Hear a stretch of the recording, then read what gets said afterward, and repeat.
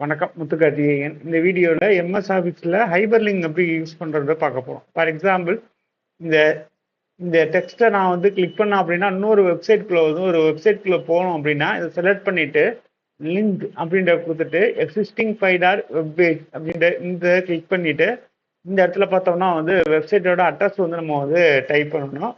நான் ஏற்கனவே வெப்சைட்டோட அட்ரஸ் வந்து நான் வந்து காப்பி பண்ணி வச்சுருக்கேன். அதை அப்படியே பேஸ்ட் பண்ணுறேன். ஓகே கொடுத்துட்றேன். இப்போ இங்கே வச்சு நான் கண்ட்ரோல் கீயை ப்ரெஸ் பண்ணிட்டு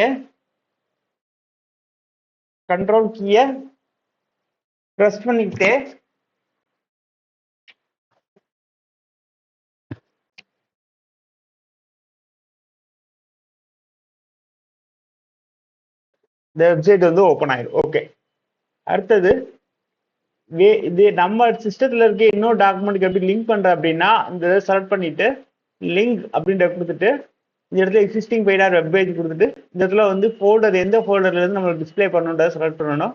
டாக்குமெண்ட் அப்படின்ற செலக்ட் பண்ணியிருக்கேன். இந்த இடத்துல வந்து நம்ம வந்து எந்த ஃபைல் தேவையோ அதை வந்து செலக்ட் பண்ணிக்கணும். ஃபார் எக்ஸாம்பிள்,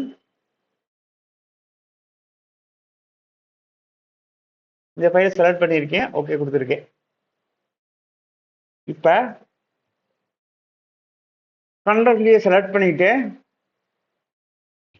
கொடுத்தோம்னா இந்த ஃபைல் வந்து ஓப்பன் ஆயிடும். ஸோ இப்படிதான் வந்து ஹைபர்லிங்க் வந்து எம்எஸ் ஆஃபீஸில் வந்து யூஸ் பண்ணுறோம். இந்த வீடியோ பிடிச்சிருந்தா லைக் பண்ணுங்க, மறக்காம ஷேர் பண்ணுங்க, சேனலுக்கு சப்ஸ்கிரைப் பண்ணிக்கங்க. நன்றி, வணக்கம். முத்துக்கார்த்திகேயன், மதுரை.